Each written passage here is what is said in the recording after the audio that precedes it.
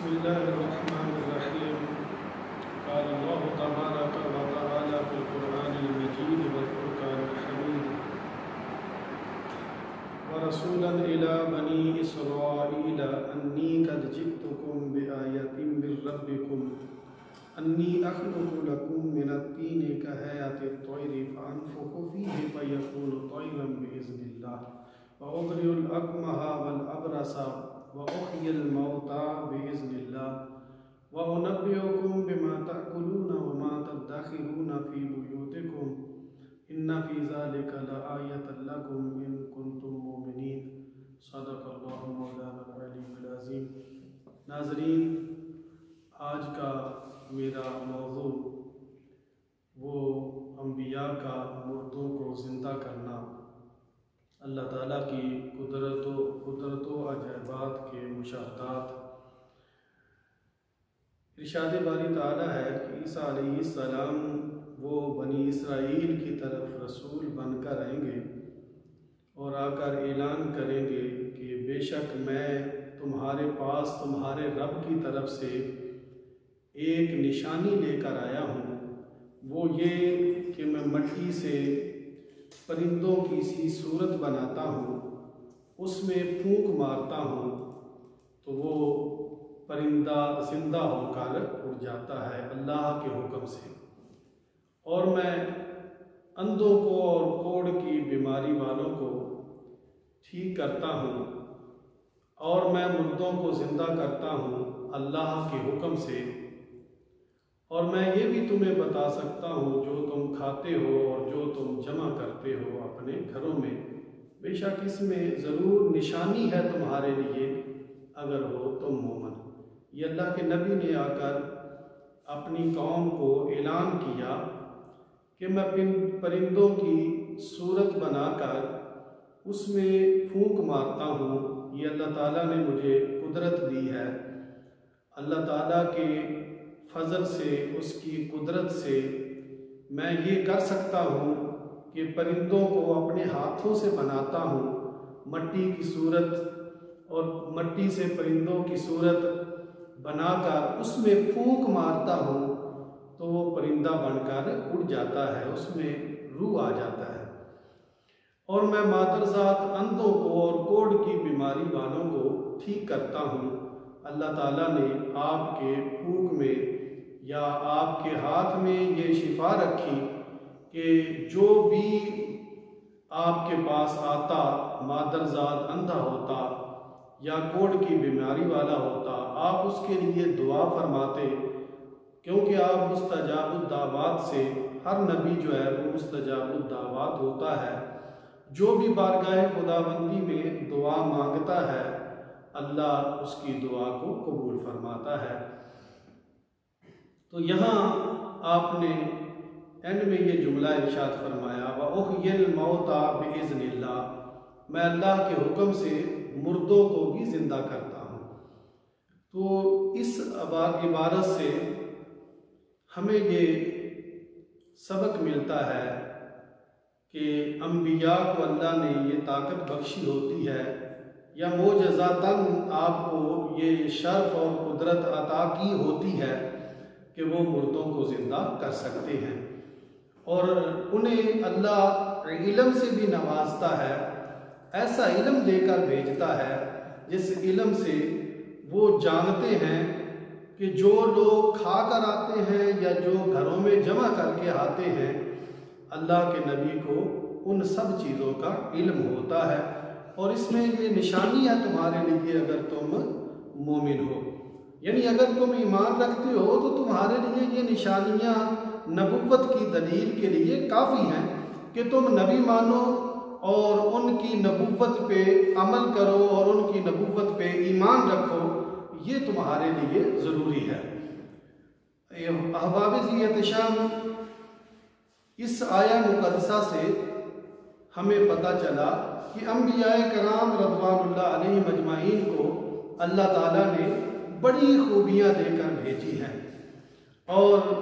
جس طرح تمام انبیاء کو اللہ تعالیٰ نے معجزے اور خوبیاں عطا کر کے بھیجا، تو آخر الزمان نبی حضرت محمد مصطفیٰ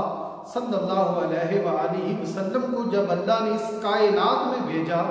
تو سارے نبیوں میں جتنی خوبیاں پائی جاتی تھیں سب کو جمع کر کے اللہ نے اپنے پیارے محبوب نبی اکرم صلی اللہ علیہ وآلہ وسلم میں رکھ دیا۔ اس طرح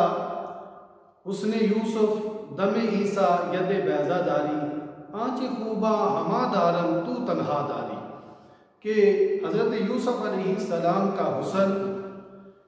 حضرت موسیٰ علیہ السلام کا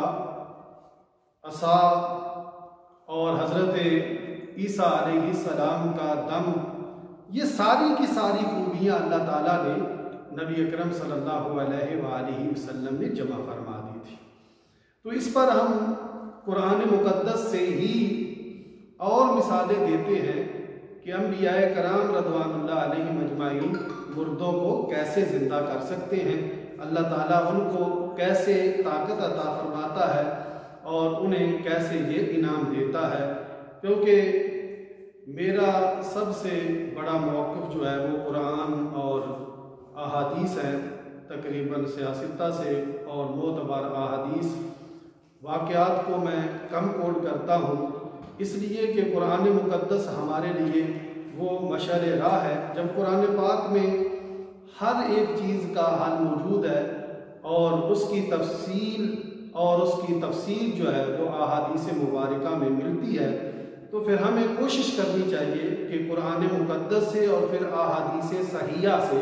اس چیز کو بیان کیا جائے۔ تو قرآن پاک میں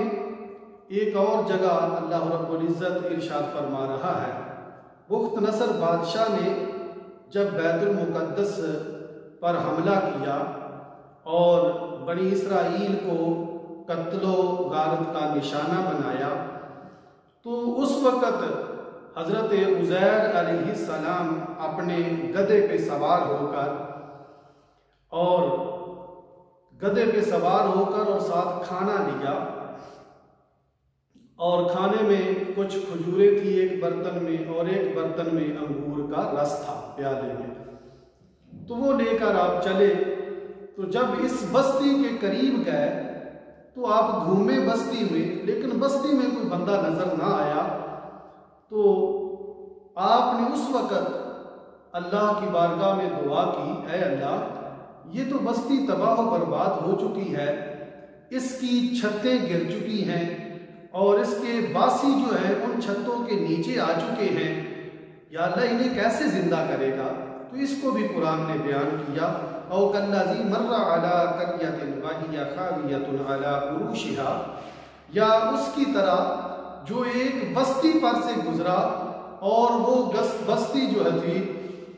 اپنی چھتوں پر گری پڑی، ویران ہو چکی تھی۔ قال انا یحیی ھذہ اللہ بعد موتها، عرض کرنے لگے اے اللہ اس بستی کو زندہ کیسے کرے گا ان کے مرنے کے بعد؟ یا اللہ یہ تو بستی ویران ہو چکی ہے، اس بستی کو کیسے زندہ کرے گا؟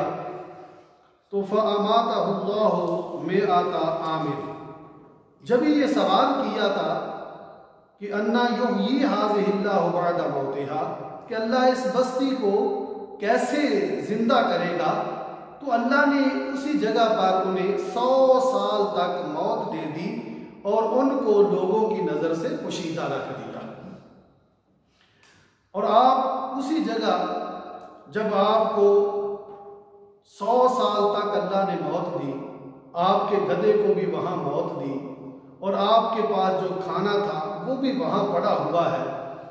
اور 100 سال تک آپ اسی جگہ پر رہے اور پڑے رہے،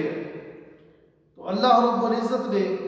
100 سال کے بعد جب ان کا انتقال ہوا تو صبح کا وقت تھا، اور جب وہ دوبارہ زندہ ہوئے تو اس وقت شام کے قریب وقت تھا۔ تو جب اللہ نے انہیں زندہ کیا، ثم بعثہم، پھر انہیں دوبارہ زندہ کیا، اٹھایا، قال کم لبثت، تو اللہ نے فرمایا کہ کتنی دیر تم یہاں ٹھہرے ہو؟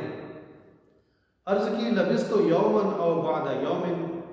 یا اللہ میں تو ایک دن یا ایک دن کا بعض حصہ یہاں ٹھہرا ہوں اتنی زیادہ دیر تو نہیں مجھے گزری۔ تو دیکھیے یہاں عزیر علیہ السلام 100 سال تک وہاں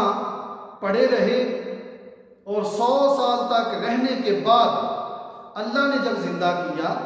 تو پھر عرض کرتے ہیں یا اللہ مجھے تو اتنی دیر نہیں گزری، ایک دن گزرا ہے یا ایک دن کا بعض حصہ جو ہے وہ گزرا ہے۔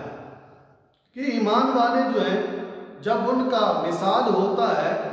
تو جب قیامت قائم ہوگی تو آنکھیں ملتے ہوئے اٹھیں گے تو ابھی عرض کریں گے یا اللہ ابھی تو نیند بھی پوری نہیں ہوئی ہے۔ تو اللہ رب العزت ایمان والوں کو موت کی لذت عطا فرماتا ہے، اس لذت میں وہ پڑے رہتے ہیں، انہیں موت کی خبر تک نہیں ہوتی ہے۔ مرنے کے مزے جو عاشق بیان کرتے ہیں،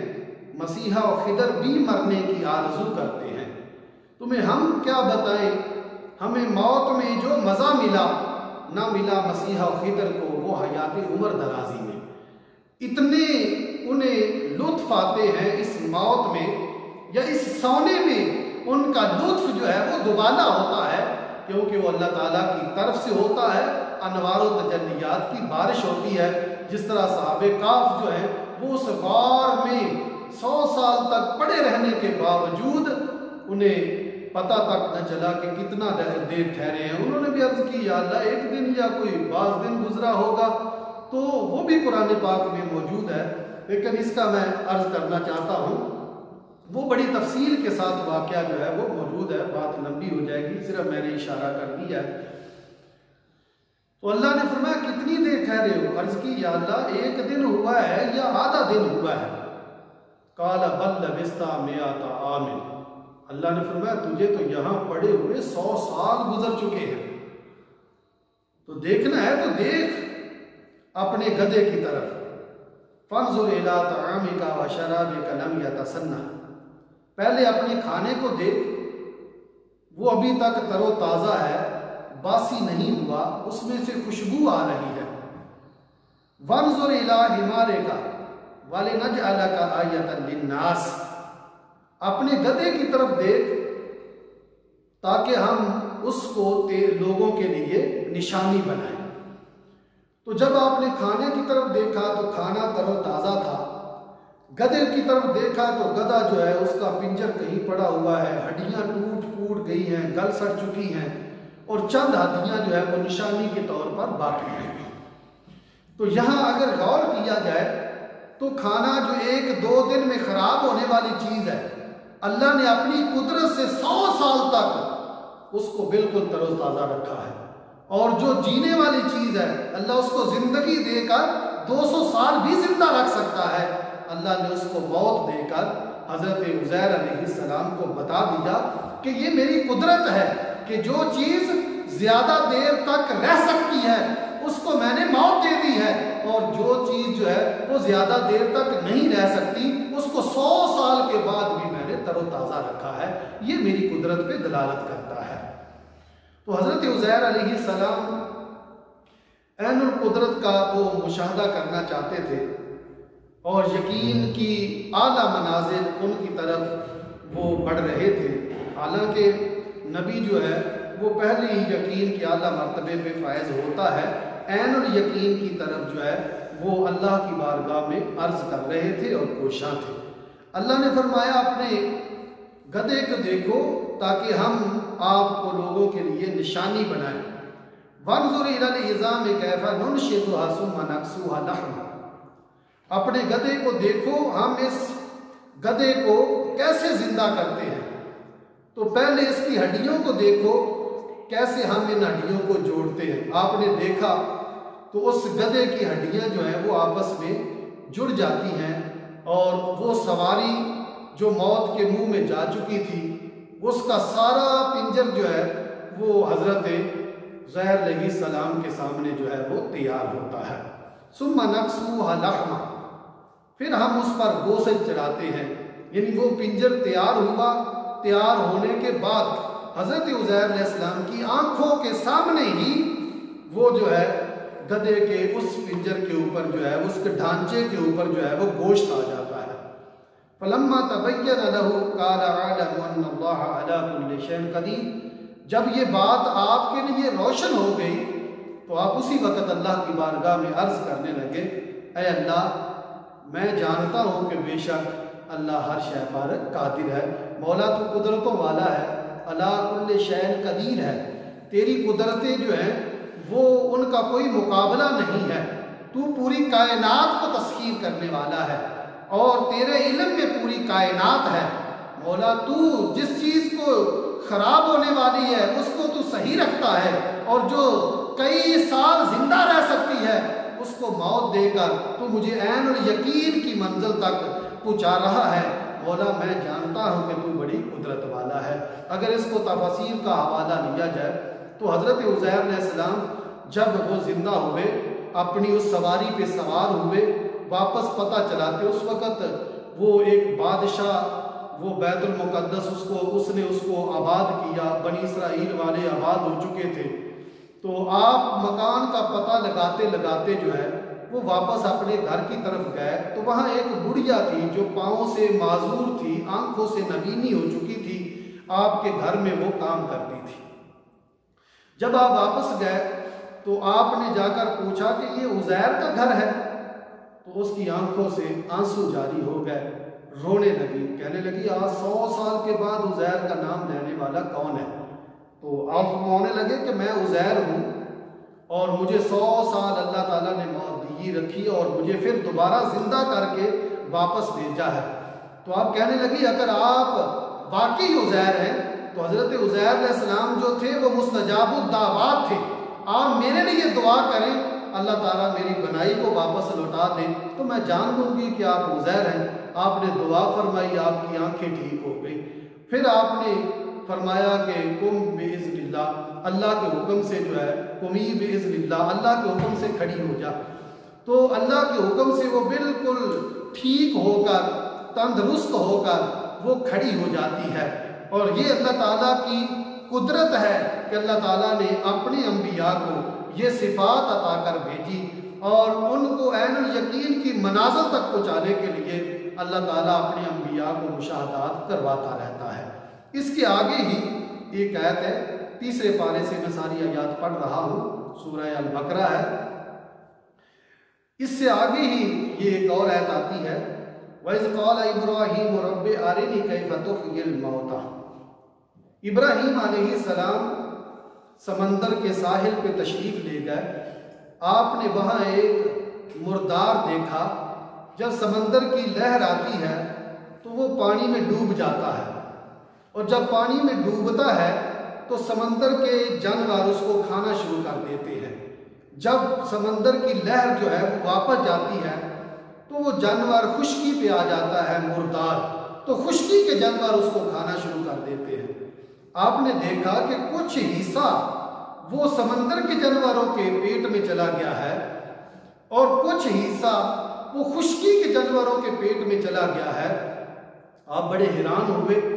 عرض کرنے لگے یا اللہ انا یحیی ھذہ اللہ بعد موتھا، اس کو اللہ مرنے کے بعد زندہ کیسے کرے گا؟ یہ تو کچھ سمندر کے جانوروں کے پیٹ میں چلا گیا، کچھ خشکی کے جانوروں کے پیٹ میں چلا گیا۔ تو اللہ نے فرمایا اولم تؤمن، کیا تو یقین نہیں رکھتا؟ قال بلا ولکن لیطمئن قلبی، یا اللہ یقین ہے لیکن اطمینان قلب کے لیے، عین الیقین کے لیے سوال کر رہا ہوں کہ مجھے بتا دے، میں آنکھوں سے دیکھنا چاہتا ہوں کہ یا اللہ تو پرندوں کو کیسے زندہ کرے گا۔ قال فخذ اربعۃ من الطیر، اللہ نے فرمایا جاؤ پھر 4 پرندے پکڑ لو۔ آپ نے 4 پرندے پکڑے، تفسیر میں آتا ہے مختلف وہ پرندوں کے نام ہیں، کوا، کبوتر، مرغ اور یہ چیل وغیرہ، آپ نے یہ پرندے لیے اور لے کر اللہ نے فرمایا فَصُرْهُنَّ إِلَيْكَ، اپنی طرف انہیں مانوس کر لو، اپنی طرف انہیں ہلا لو، مانوس کر لو۔ ثُمَّ اجْعَلْ عَلَىٰ كُلِّ جَبَلٍ مِّنْهُنَّ جُزْءًا، تو جب تم ان کو اپنی طرف مانوس کر لو تو پھر ان کے پروں کو اتار کر اپنے پاس رکھ لو اور ان جانوروں کا کیما کر کے، ان کو مکس کر کے سامنے جو پہاڑ نظر آتے ہیں ثم ادعوہن یاتینا کا سعیا، ان پہاڑوں پر پھینک دو، پھر انہیں آواز دینا، وہ تیرے پاس دوڑتے ہوئے آئیں گے۔ آپ نے اسی طرح کیا، 4 پرندے لیے اور 4 پرندوں کو لے کر آپ نے انہیں اپنی طرف مانوس کیا۔ مور، بعض مور، کبوتر، کوا اور مرغ لکھتے ہیں، اور یہ مختلف پرندے ہیں، ان پہ زیادہ اتفاق ہے جو اس کو بیان کرتے ہیں۔ آپ نے ان پرندوں کو جب قیمہ بنا کر سامنے پہاڑوں کے اوپر پھینک دیا، اب وہ قیمہ مکس ہے، اب پتہ نہیں چلتا کہ کس پرندے کا قیمہ کون سا ہے۔ آپس میں جب مل چکا ہے اور وہ قیمہ مکس ہو چکا ہے، اجزاء ایک دوسرے میں سرایت کر چکے ہیں، اب ان کو علیحدہ کرنا بھی بڑا مشکل ہے کیونکہ چھوٹے چھوٹے اجزاء ان کے بن چکے ہیں۔ تو اب اللہ نے فرمایا سامنے پہاڑوں پہ اس قیمے کو پھینک دو۔ جب سامنے پہاڑوں پہ پھینکا ہوگا تو ظاہر ہے اوپر سے پرندے آ کر فوراً اس کو کھانے کے لیے کھڑے ہوں گے اور ان قیموں کو کھا رہے ہوں گے، کیونکہ گوشت پہ تو جانور جو ہے وہ پرندے وغیرہ لپک کر پڑتے ہیں۔ تو یا یہ بھی ہو کہ نہیں بھی کسی پرندے نے کھایا، پھر بھی وہ اجزاء آپس میں مکس ہو چکے ہیں جو حضرت ابراہیم علیہ السلام نے ان پرندوں کو سامنے پھینکا ہے۔ اللہ نے فرمایا ثم ادعوہن یاتینا کا سعیا، پھر انہیں آواز دینا، وہ تیرے پاس دوڑتے ہوئے آئیں گے۔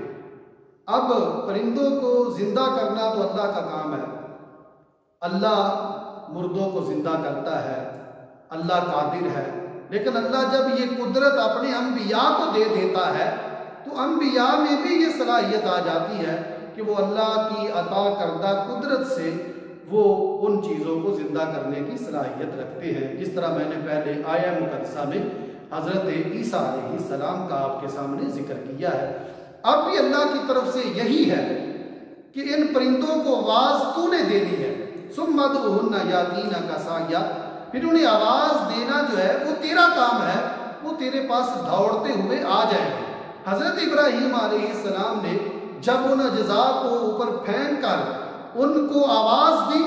تو ان کا قیمہ آپس میں جدا ہوتا ہے، ان کا اپنا ایک ڈھانچہ تیار ہوتا ہے، تیار ہو کر وہ جو پر آپ کے پاس تھے ان کو پر مل جاتے ہیں اور دوڑتے ہوئے حضرت ابراہیم علیہ السلام کے پاس آ جاتے ہیں۔ تو جب یہ سارا مشاہدہ آپ کر لیتے ہیں، اللہ تعالیٰ کی قدرت اور اس کے انعامات کا مشاہدہ جب آپ نے کر لیا تو اسی وقت عرض کرتے ہیں وَعْلَمْ أَنَّ اللَّهَ عَزِيزٌ حَكِيمٌ، میں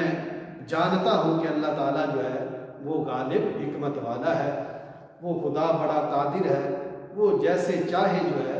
وہ مردوں کو زندہ کر سکتا ہے، اور جس کو چاہے وہ یہ توفیق دے سکتا ہے کہ وہ مردوں کو زندہ کرنے کی صلاحیت رکھتے ہیں۔ قرآن مقدس میں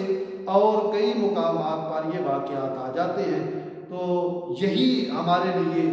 آج کے درس میں مشعل راہ ہے کہ ہم اللہ تعالیٰ کی قدرت، اس کے مشاہدات، انبیاء کو جو اللہ نے کروائے ہیں، ہم اس پر یقین رکھیں، اور ان آیات مقدسہ سے یہ بھی ہمیں سبق ملتا ہے کہ مرنے کے بعد انسان کو زندہ کرنا اللہ تعالیٰ کی قدرت ہے۔ وہ ایک حدیث پاک میں اشارہ کرنا چاہتا ہوں، وہ پورے حدیث پاک پھر کسی دن بیان کروں گا۔ ایک آدمی جو ہے اس نے بڑے گناہ کیے اور مرتے وقت جو ہے بیٹوں کو کہنے لگا کہ میری لاش کو جلا کر خاک کو سمندر میں پھینک دینا۔ جب خاک کو انہوں نے سمندر میں پھینکا، اللہ تعالیٰ نے اس خاک کو جمع کیا اور جمع کر کے اس سے سوال کیا، اے بندے کیا میں قادر نہیں تھا کہ تیری خاک کو جمع کر کے تجھ میں دوبارہ روح لٹا کر تجھے زندہ کر کے تجھ سے سوال کر سکتا ہوں؟ تو عرض کی یا اللہ قادر تو تھا، تو فرمایا پھر کیوں کیا ہے ایسا؟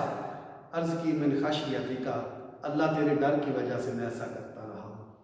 تاکہ میں اللہ اس عمل سے بھی میرے دل میں تیرا ڈر پیدا ہوا تھا کہ تیرے سامنے میں کھڑا نہ ہو سکتا، اور میرے گناہ اتنے زیادہ تھے تو اللہ تعالیٰ نے فرمایا میرے ڈر کی وجہ سے ایسا کیا، حالانکہ خدا جانتا ہے، تو پھر اللہ نے فرمایا جا میں نے تجھے معاف کر دیا ہے۔ تو معاملہ یہ ہے اور کہ ہم اللہ تعالیٰ کی قدرت اور اس کے مشاہدات جو اللہ تعالیٰ نے اپنے انبیاء کو کروائے ہیں، ہم ان کے معترفین بنے، اور رسول اللہ صلی اللہ علیہ وآلہ وسلم نے جو ہمیں تعلیمات دی ہیں کہ انسان زندگی گزارتا ہے، زندگی گزارنے کے بعد پھر موت کے منہ میں جائے گا، پھر اللہ اس کو زندہ کرے گا اور دوبارہ اس سے حساب لے گا،